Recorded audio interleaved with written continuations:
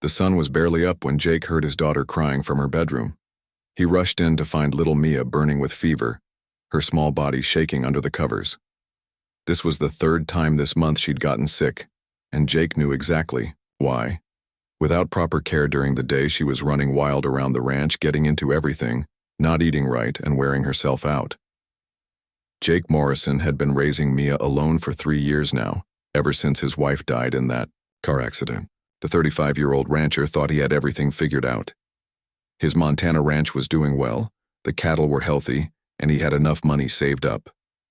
But managing 2,000 acres of land while taking care of an 8-year-old girl was killing him, slowly. Old Betty, his housekeeper, had been a godsend for 2 years. She cooked, cleaned, and watched Mia while Jake worked the ranch. But last month, Betty had a stroke and was now in a nursing home. Jake had tried everything, hiring babysitters who quit after a week, asking neighbors who had their own problems, even bringing Mia to work with him, which nearly ended in disaster when she almost got trampled by a bull. "Daddy, I don't feel good," Mia whispered, her voice barely audible. Jake felt his heart break a little more. He picked her up and carried her to the kitchen, giving her medicine and trying to get some soup down her throat. But he knew he had to leave soon. The cattle needed to be moved to the south pasture, and he had 3 broken fence posts that needed fixing before the storm hit later that week. "Sweetie, Daddy has to go work for a few hours. Can you stay in bed and watch cartoons?" Mia nodded, weakly, but Jake hated himself for leaving her alone again. A sick 8-year-old shouldn't be by herself, but he had no choice. The ranch was their livelihood, and if he didn't take care of it, they'd lose everything. That evening, after putting Mia to bed, Jake sat at his kitchen table with a beer and his phone. He'd been putting off this conversation for weeks, but he was out of options. He dialed his friend Tom's number. "Tom, I need help. I'm drowning here." Tom Brady, the local sheriff, had known Jake since high school. He could hear the desperation in his friend's voice. "What's going on, buddy?" "I can't do this anymore.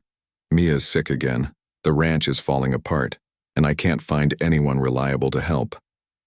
I need someone to live here, take care of the house, watch Mia. I'll pay whatever it takes." "You tried the agency in town?" "3 times. None of them last more than a week. It's too remote out here, and they don't want to live on the ranch. I need someone who actually needs the job, you know? Someone who won't just walk away when it gets tough." Tom was quiet for a moment. Then he said something that would change Jake's life forever. "You know, I heard something at the diner yesterday. Might be nothing, but there's this guy, Charlie, who knows about people looking for work. Live-in situations. He was talking about this girl who needs a place to stay, willing to work for room and board plus some cash." Jake's heart jumped. "What kind of girl?"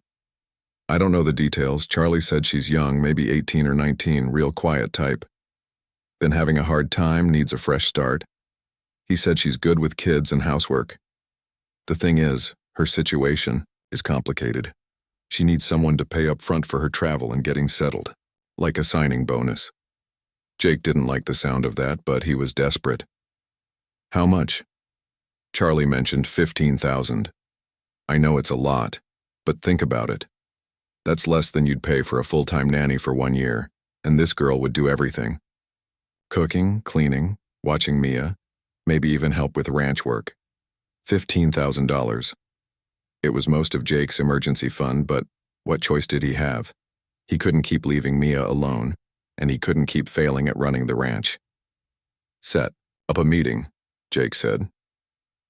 2 days later, Jake found himself driving toward Billings, Montana, his truck loaded with cash and his stomach full of knots. Tom had arranged everything through Charlie, who seemed to know everyone in 3 counties. The meeting was set for 8 p.m. at a truck stop on the edge of town. Jake had never done anything like this before. It felt wrong, paying money up front for someone to work for him. But Tom assured him it was normal for live-in help, especially when someone needed to travel from far away. The truck stop was busy with evening traffic, big rigs coming and going, their diesel engines rumbling in the night. Jake parked near the back and waited. At exactly 8 p.m., a beat-up sedan pulled up beside him. A woman got out, mid-40s, overdressed for a truck stop, with cold eyes and a fake smile. "You Jake?" she asked. "Yeah." You must be Margaret. Margaret looked around nervously. You got the money? Something felt off. This woman didn't seem like someone arranging honest work. But Jake had driven 3 hours, and Mia was home with a neighbor who could only stay until 10 p.m. Where's the girl? Jake asked. Margaret opened the back door of her car and Jake's heart stopped. A young Asian girl climbed out slowly, carrying a small worn suitcase. She couldn't weigh more than 100 pounds, and her clothes hung loose on her tiny frame. But it was her eyes that hit Jake like a punch to the gut. They were filled with pure terror. The girl, Lily, Margaret called her, kept her head down and didn't speak. Jake noticed bruises on her wrists, mostly healed but still visible. This wasn't a normal job arrangement. This was something much darker. She's perfect for what you need, Margaret said quickly. Real quiet, does what she's told, good with kids, and she won't cause you any trouble if you know what I mean. Jake's blood ran cold. He realized what was really happening here. This wasn't hiring help. This was something illegal and horrible. But as he looked at Lily, trembling in the cold Montana night, he knew he couldn't just walk away and leave her with this woman. The money, Margaret demanded. Jake's mind raced. If he paid, he'd be part of whatever this was. If he didn't, what would happen to this terrified girl? He made a split-second decision that went against every rule he'd ever followed. He handed over the envelope of cash.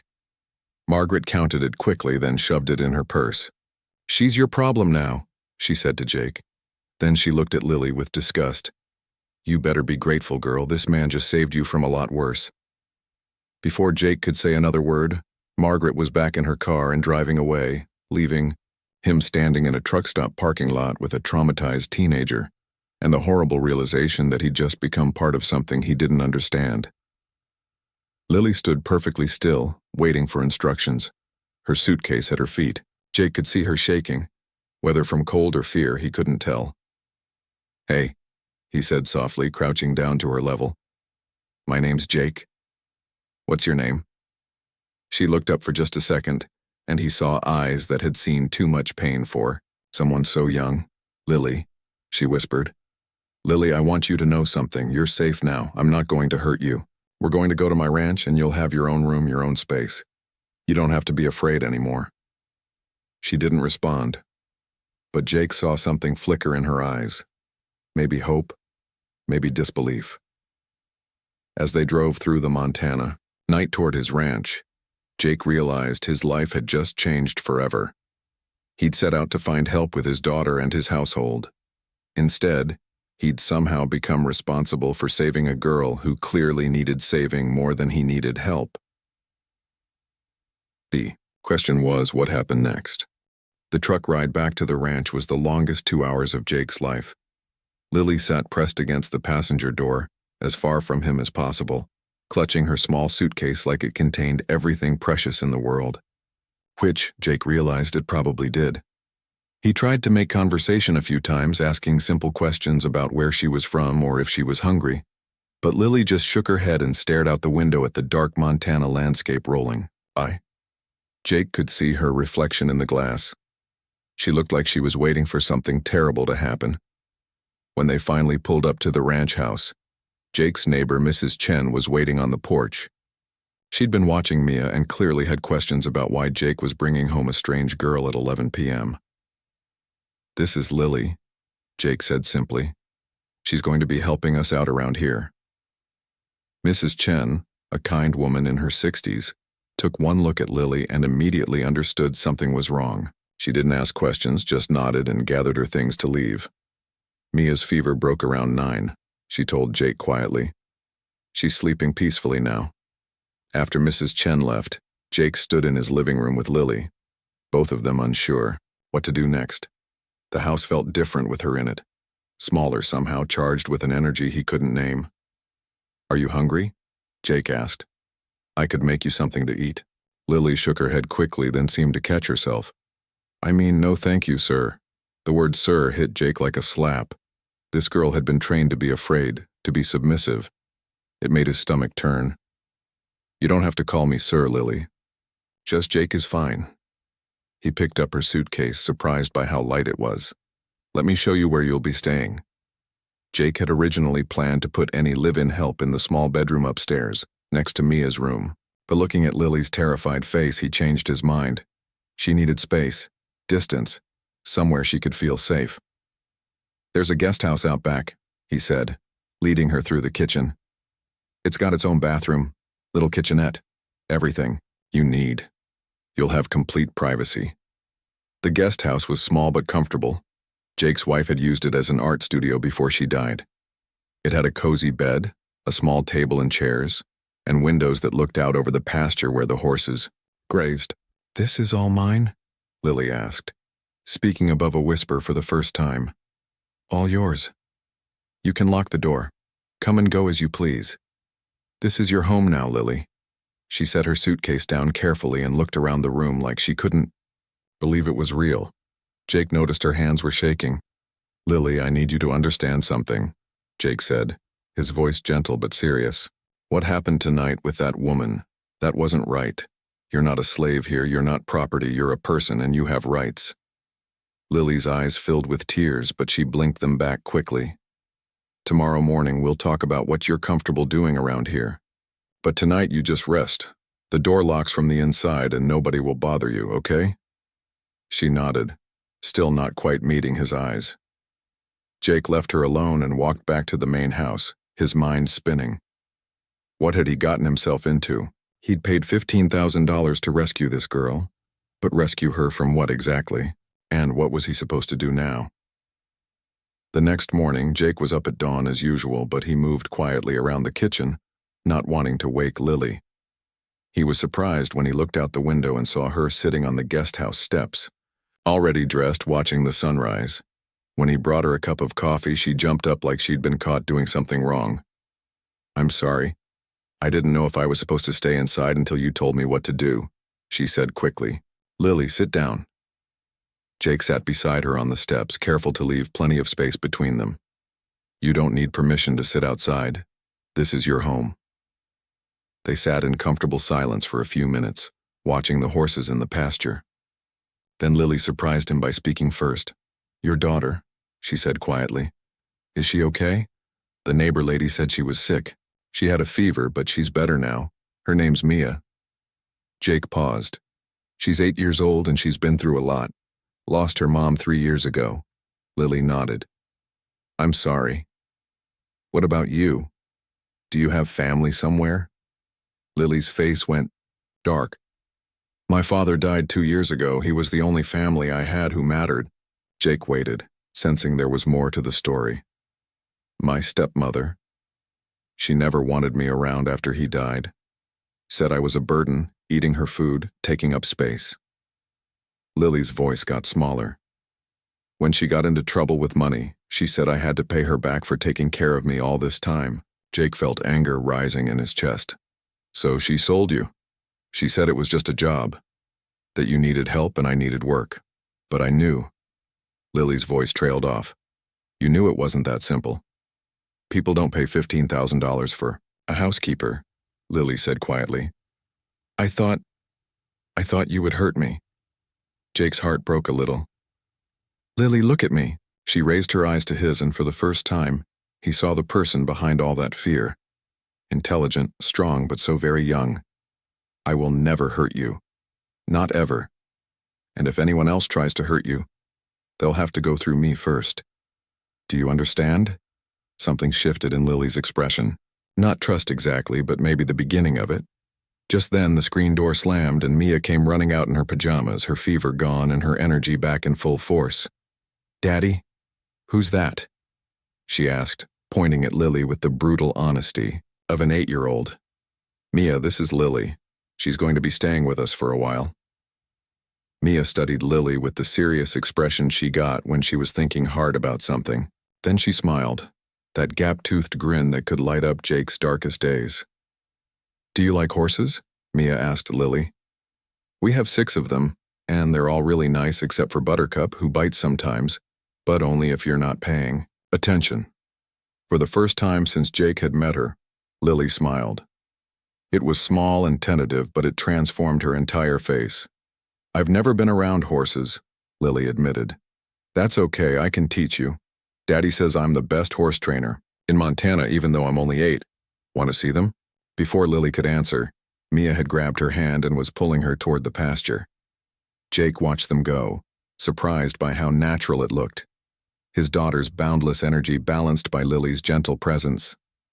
Maybe this could work. Maybe they could all heal each other. Over the next few days, Jake watched carefully as Lily settled into ranch life. She was like a ghost at first, moving quietly through the house, cleaning things that were already clean, cooking meals that were better than anything Jake had managed in months. But she seemed terrified of doing something wrong, constantly asking permission for the smallest things. Lily, you don't have to ask if you can use the washing machine, Jake said one afternoon. This is your home too. But it was Mia who really brought Lily out of her shell. The little girl had no concept of the complicated circumstances that brought Lily to their ranch. She just saw someone new to play with, someone who listened to her endless stories about school and horses and the ladybug she'd found under her pillow. One evening, Jake came in from checking the cattle to find Lily and Mia curled up on the couch together reading a book. Lily was using different voices for all the characters, and Mia was giggling like Jake hadn't heard in months. They both looked up when he walked in, and for a moment, they looked like what they were slowly becoming, a family. But Jake knew it wouldn't be that simple. Lily was still afraid, still waiting for the other shoe to drop, and he was fighting feelings he knew he shouldn't have, wondering if what he felt for her was real or just gratitude mixed with something else he couldn't name. The road ahead was going to be complicated. But sitting there in his living room, watching his daughter laugh with this brave young woman who'd survived things no one should have to survive, Jake thought maybe they had a chance at something beautiful if they could all just learn to trust each other. 3 months had passed since that night at the truck stop, and Jake barely recognized the confident young woman who now moved through his ranch like she'd been born there. Lily had transformed from the terrified girl who wouldn't make eye contact into someone who could handle a spooked horse with steady hands and calm words. It started small. One morning, Jake found her in the barn before sunrise, sitting cross-legged in the hay, while the old mare, Daisy, nuzzled her shoulder. The horse had been mean-tempered since Jake bought her, but something about Lily's quiet presence seemed to soothe her. She's not mean, Lily told him that day. She's just scared. Someone hurt her before. Jake watched Lily stroke the horse's neck with gentle fingers, and something twisted in his chest. The way she understood pain, the way she could heal it. It was beautiful and heartbreaking at the same time. By the end of the first month, Lily was helping with the morning feeding. By the second month, she was riding Daisy around the pasture like they'd been partners for years. And now Jake found himself looking forward to their early morning conversations in the barn more than he cared to admit. You're a natural with them, he told her one morning as she brushed down Thunder, the youngest stallion. Lily blushed, something she'd started doing more often lately. They just need patience and respect. The way she said it made Jake wonder if she was talking about more than horses. Mia had attached herself to Lily like a shadow, following her everywhere, chattering about school and friends and all the important 8-year-old concerns that Jake never seemed to handle quite right. But Lily listened to every word like it mattered, helped with homework without making Mia feel stupid, and somehow always knew exactly what to say when the little girl missed her mom. Lily makes the best pancakes in the whole world, Mia announced, one Saturday morning, syrup all over her face. Even better than Mom used to make. Jake saw Lily freeze at the mention of his late wife, but Mia just kept eating, oblivious to the weight of what she'd said. Later, Jake found Lily washing dishes with tears in her eyes. I'm sorry, she whispered. I didn't mean to replace her, memory or anything. I just wanted to make Mia happy. Hey. Jake touched her shoulder gently and she didn't pull away like she would have months ago. You're not replacing anyone.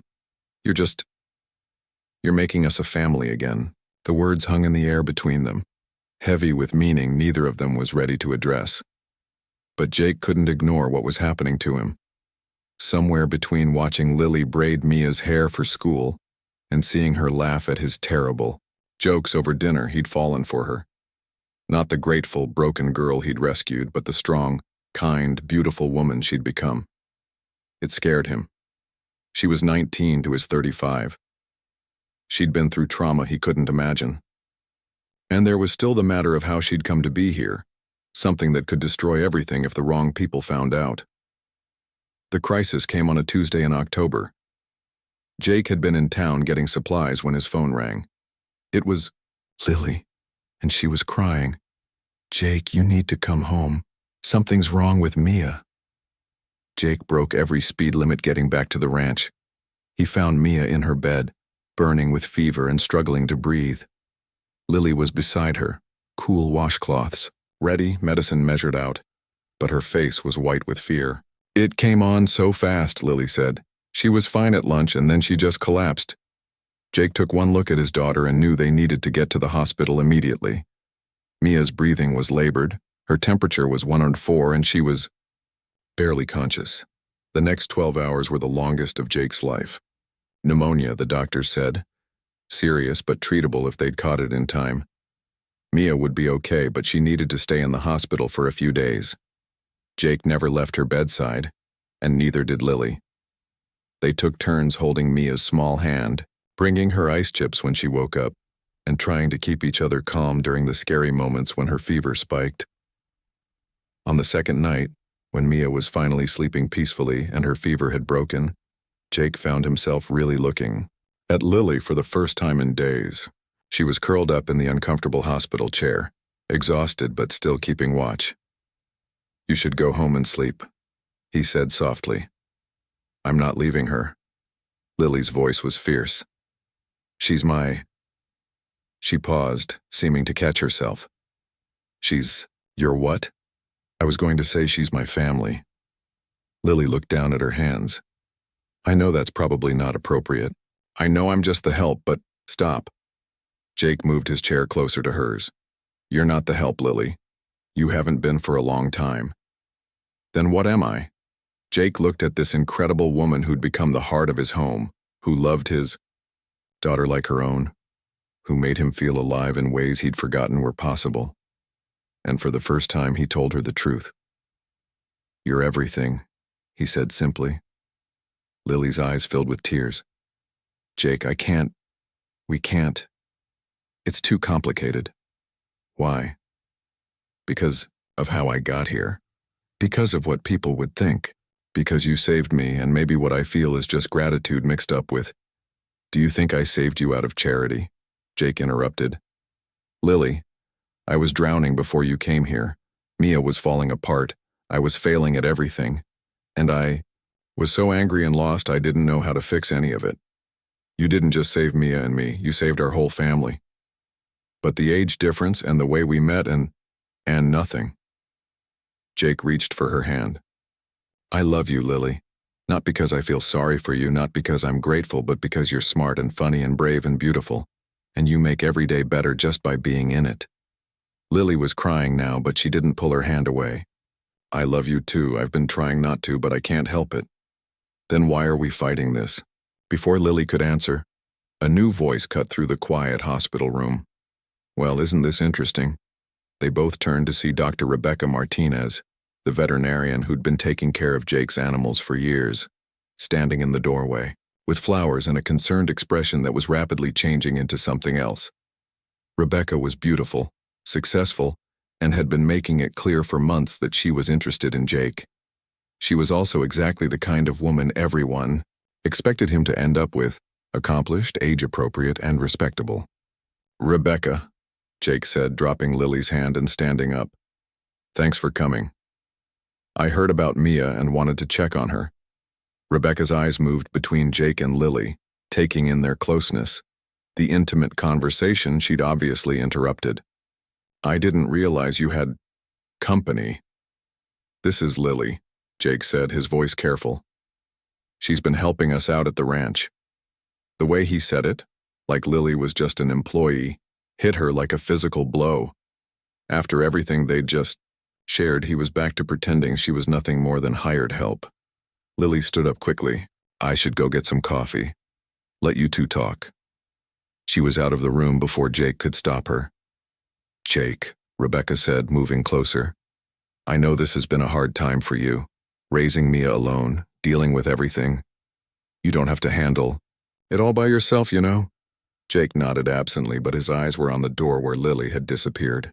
I've been thinking, Rebecca continued. Maybe it's time you let someone who really cares about you help. Someone who understands what you're going through. Jake turned back to her, seeing the hope in her eyes, the offer of something easy and uncomplicated. Rebecca was everything that made sense. Dating her wouldn't raise eyebrows or create problems. She could give him the kind of relationship that looked right from the outside.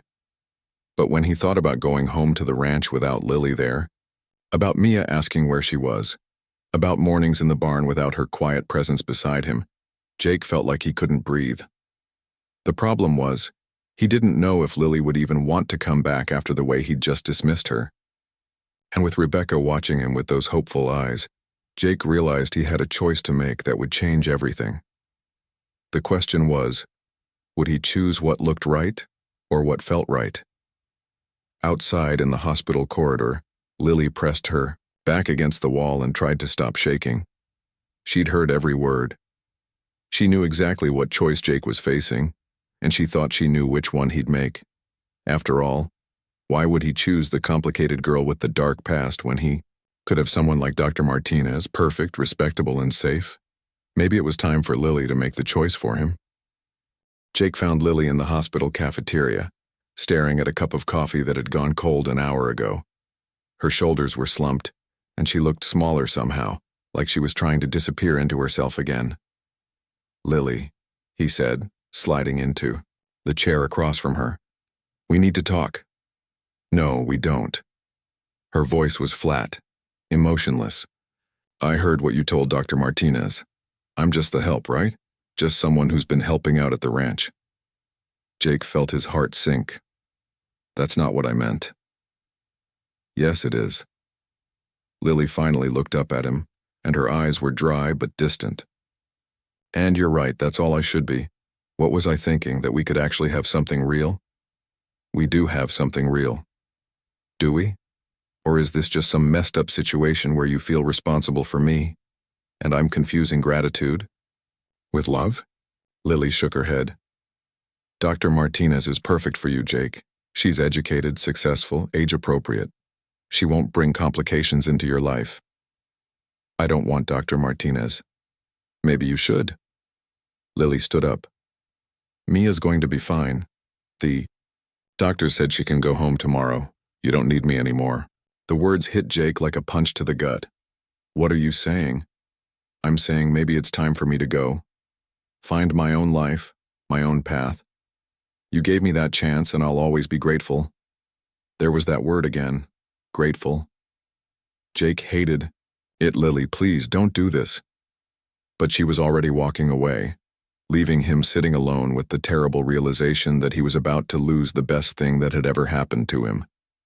That night, while Mia slept peacefully in her hospital bed, Jake made a decision. He called his friend Tom Brady, the sheriff who had helped arrange everything months ago. Tom, I need to know the truth about what I did, about Lily. If this comes out, what am I looking at legally? Tom was quiet for a long moment. Jake, what you did was pay money to get a girl away from a dangerous situation. Technically, that could be seen as human trafficking, even if your intentions were good. Jake's blood ran cold. How much trouble am I in? Depends. If the wrong people find out, if that woman Margaret decides to make trouble, you could lose custody of Mia. You could face criminal charges. And Lily. Tom paused. Her immigration status is complicated. She could be deported. Jake closed his eyes. Everything he'd feared was true. His love for Lily could destroy all of their lives. The next morning, Jake brought Mia home from the hospital. She was weak but happy to be back. And the first thing she asked was where Lily was. She's just taking some time for herself, sweetheart. Mia frowned. But she lives here. This is her home. Jake didn't know how to explain that home was more complicated than Mia understood. For 3 days, Lily stayed in the guest house, coming out only when she thought Jake wouldn't see her. She still took care of the horses. Jake could see fresh water in their stalls and knew she was sneaking out early in the morning to feed them. But she avoided the main house, avoided him, avoided the life they'd been building together. On the fourth day, Jake was fixing a fence when he saw a car he didn't recognize coming up the drive. His blood turned to ice when he saw who got out. Margaret looked different, thinner, more desperate, but still carrying that same cold cruelty in her eyes. And she wasn't alone. Two men climbed out of the car behind her, both looking like they'd be more comfortable in a dark alley than on a ranch. "Well, well," Margaret said, looking around at the property.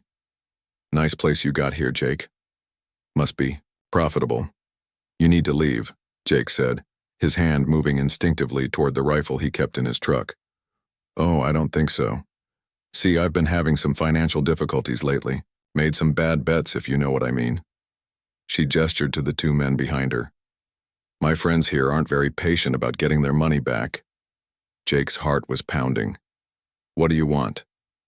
"Well, I was thinking about our little arrangement.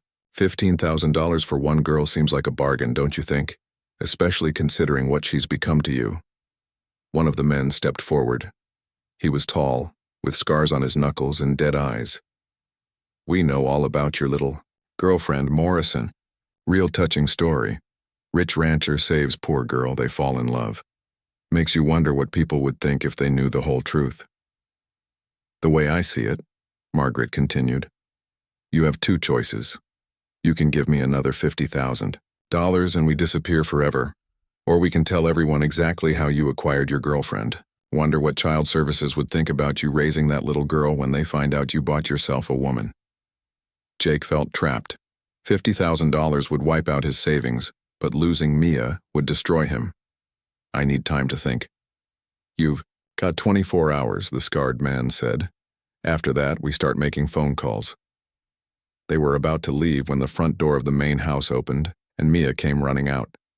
"Daddy, who are these people?" Margaret's eyes lit up when she saw Mia. "Well, hello there, sweetheart. You must be Jake's little girl." Every instinct Jake had screamed danger. "Mia, go back inside." But Margaret was already moving toward her. "Such a pretty little thing. Bet she means the world to you, doesn't she?" "Jake?"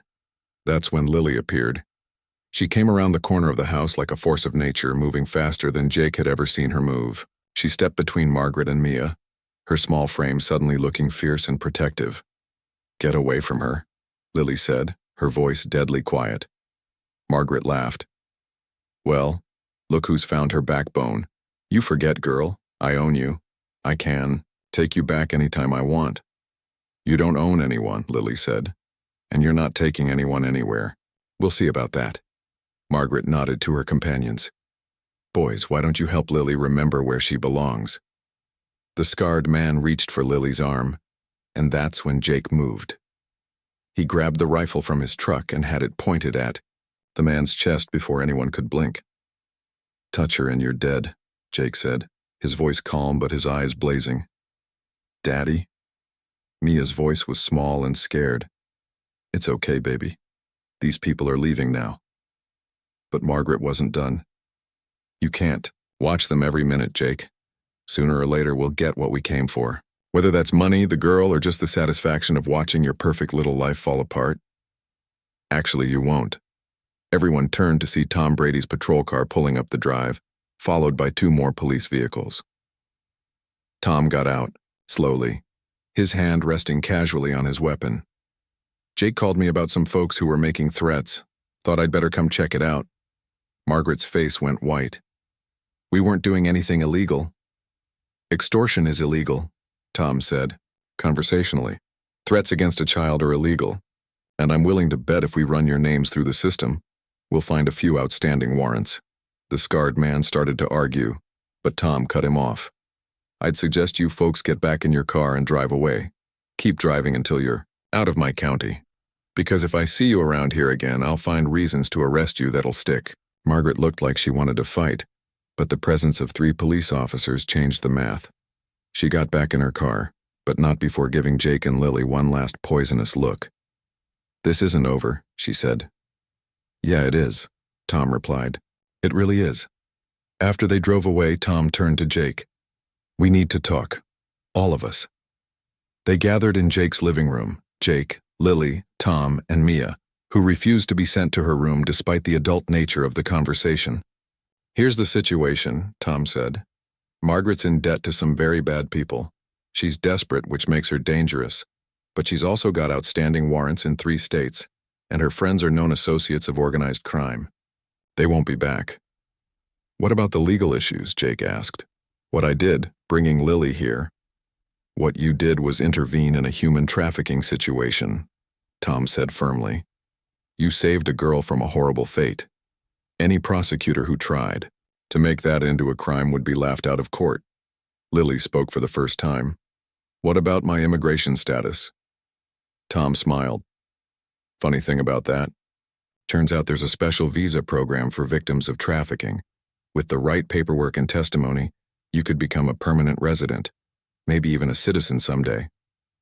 For the first time in days, Jake felt like he could breathe. "But," Tom continued, "there's something else we need to address. Jake, what exactly are your intentions toward Lily?" Jake looked at the woman who had become everything to him, who had just stood between danger and his daughter without hesitation, who had made their house a home. "I intend to marry her," he said simply, "if she'll have me." Lily's eyes filled with tears. "Jake, I love you," he said. "Not because of how you got here, not because I saved you or you saved me. I love you because you're brave and kind and you make terrible jokes and you sing off-key in the shower. I love you because when you smile it feels like the sun coming up." "I love you too," Lily whispered. "Good," said Mia matter-of-factly. "Can we have pancakes now?" All this scary stuff made me hungry. Everyone laughed, and Jake realized that sometimes the most complicated problems had the simplest solutions. Love, trust, and the courage to fight for what mattered most. 6 months had passed since that terrifying day when Margaret returned, and Jake still sometimes woke up in a cold sweat, worried it had all been a dream. But then he'd roll over and see Lily sleeping peacefully beside him, her engagement ring catching the morning light, and he'd remember that some dreams actually do come true. The proposal hadn't been fancy. 3 weeks after Margaret's visit, Jake had taken Lily out to the pasture where she'd first learned to ride Daisy. The sun was setting behind the mountains, painting the sky in shades of pink and gold, and Lily was laughing at something Mia had said earlier about the chickens acting like they owned the place. "Lily," Jake had said, his voice suddenly serious. She'd turned to look at him, still smiling, and that's when he'd dropped to one knee right there in the grass. "I know this is crazy," he'd said, pulling out his grandmother's ring, a simple, gold band with a small diamond that had somehow survived 3 generations of Morrison women. "I know we haven't been together long in the traditional sense, and I know people might think we're moving too fast. But I've spent the last year falling in love with you, and I can't imagine my life without you in it." Lily had started crying before he'd even finished talking. "You saved me," she'd whispered. "No," Jake had said firmly. "We saved each other." When she'd said yes, Mia had popped out from behind a tree where she'd been hiding, cheering and shouting. I knew it, can I be the flower girl, can I wear a big dress, can we have cake?" Now standing in front of the mirror in what used to be the guest house but was now officially their bedroom, Lily couldn't believe this was really her life. Her wedding dress was simple, a white sundress that made her feel beautiful without trying too hard. Her hair was pulled back with wildflowers that Mia had picked that morning. "You look perfect," said Mrs. Rodriguez, the elderly neighbor who had become like a grandmother to all of them. She was helping Lily get ready while Jake and Mia decorated the backyard. "I'm nervous," Lily admitted. "What if people think this is all wrong? What if they think Jake's making a mistake?" "Honey," Mrs. Rodriguez said, adjusting Lily's hair, "I've lived in this town for 70 years. I've seen a lot of marriages start, and I've seen a lot of them end. You want to know what makes the difference?" Lily nodded. "It's not about how you meet or what other people think. It's about whether you make each other better people." "And Jake, Morrison has been a different man since you came into his life. Happier, calmer, more complete. And you." You went from a scared little thing to a woman who can handle a spooked horse and a stubborn man with equal skill. Lily laughed despite her nerves. Besides, Mrs. Rodriguez continued with a wink, half the town thinks it's the most romantic thing they've ever heard. A cowboy rescuing a girl and falling in love, that's straight out of a fairy tale. If only they knew the whole story, Lily thought. But Tom had been right. The legal issues had disappeared once the authorities understood what had really happened. Margaret had been arrested in Nevada on multiple charges, and her associates had bigger problems to worry about than bothering a rancher in Montana. A knock on the door interrupted her thoughts. "Lily, you ready?" It was Jake's voice. "Almost," she called back.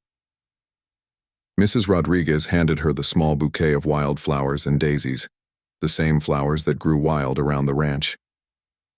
"Remember," she said, "this is your day, your love story.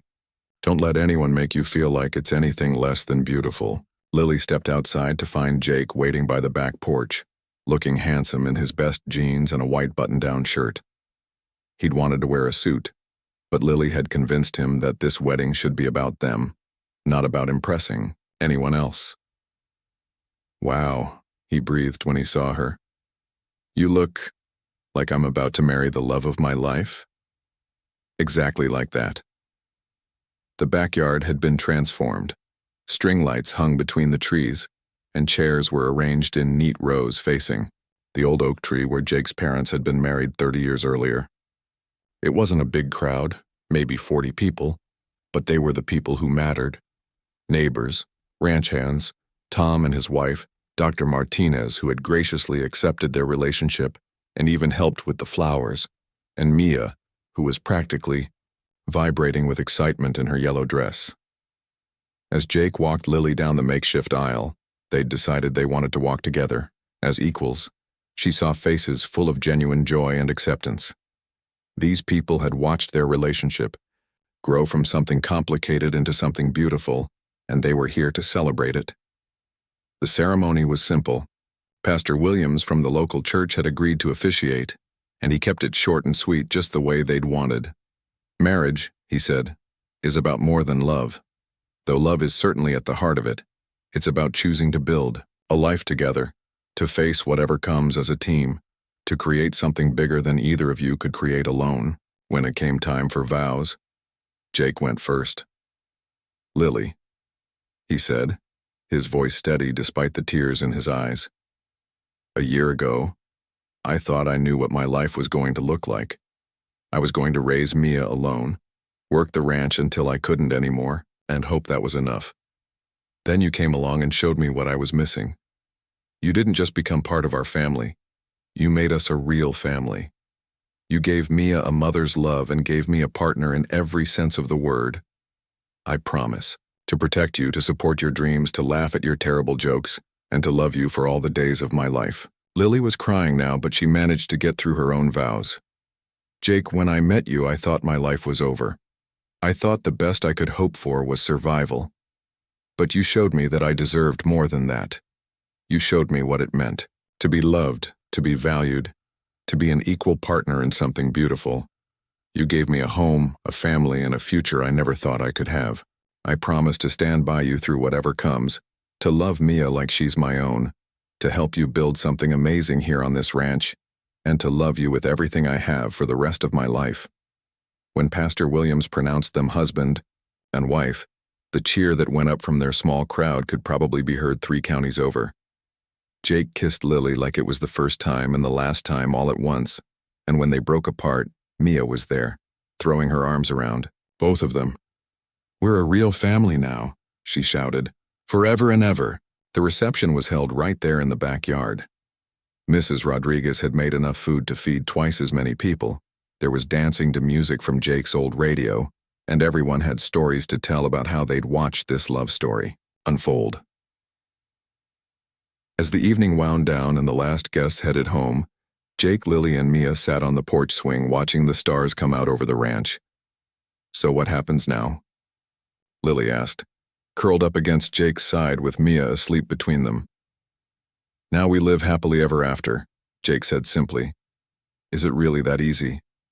Jake looked at his wife, and his daughter, both of them safe and happy in home, and thought about everything they'd been through to get to this moment. No, he said honestly. It won't always be easy. We'll have bad days and arguments and problems to solve. The ranch will have good years and bad years. Mia will become a teenager and make us both crazy. We'll get older and things will change. Then how can you be so sure about the happily ever after part? Jake kissed the top of her head. Because we'll face all of it together. And as long as we have that, we can handle anything. 5 years later, Jake was proven right.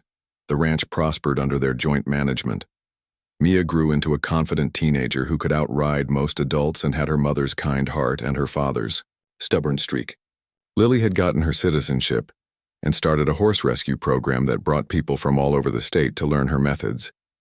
And when their son was born, a little boy with Jake's eyes and Lily's determination, Mia declared herself the best big sister in Montana. Sometimes, late at night when the house was quiet, Lily would think about that scared girl who'd climbed out of Margaret's car at a truck stop, certain her life was over.